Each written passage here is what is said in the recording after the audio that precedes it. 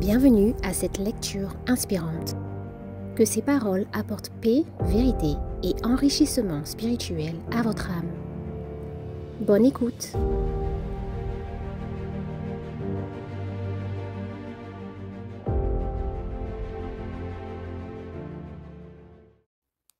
Par sa vie et par sa mort, le Christ a fait plus que de simplement réparer les ruines causées par le péché.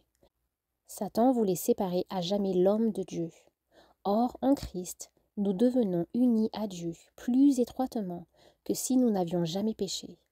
En assumant notre nature, le Sauveur s'est rattaché à l'humanité par un lien qui ne sera jamais brisé, qui subsistera d'âge en âge.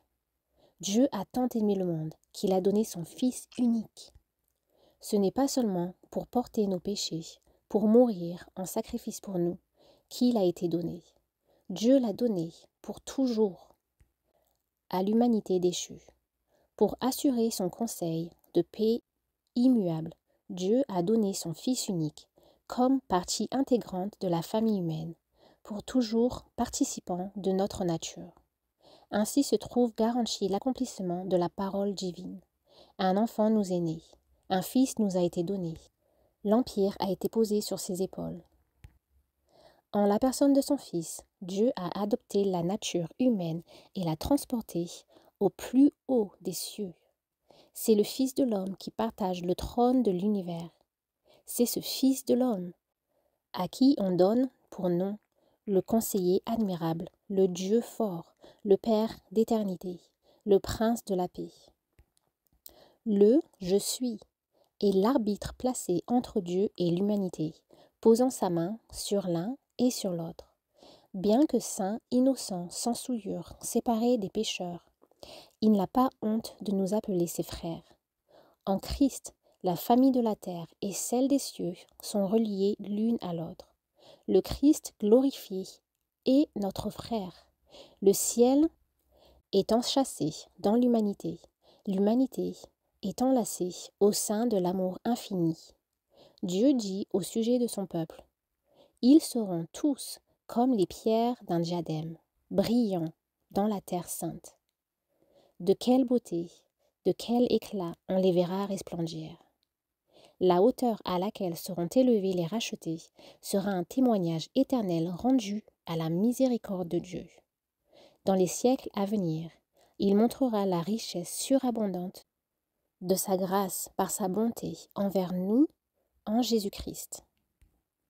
Désormais, les principautés et les pouvoirs dans les lieux célestes connaissent par l'Église sagesse de Dieu, dans sa grande diversité, selon le dessein éternel qu'il a réalisé par le Christ Jésus notre Seigneur. Le gouvernement de Dieu se trouve justifié grâce à l'œuvre rédemptrice du Christ.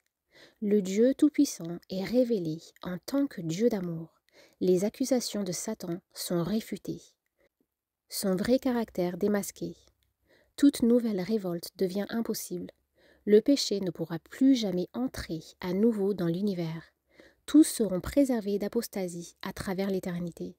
Les habitants de la terre et du ciel sont désormais unis à leur Créateur par des liens indissolubles. L'œuvre de la rédemption sera complète. Où le péché avait abondé, la grâce de Dieu va surabonder.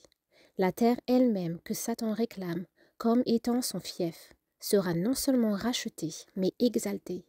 Notre monde si petit, tache noire, dans la glorieuse création, sous la malédiction du péché, sera honoré par-dessus tous les autres mondes de l'univers de Dieu.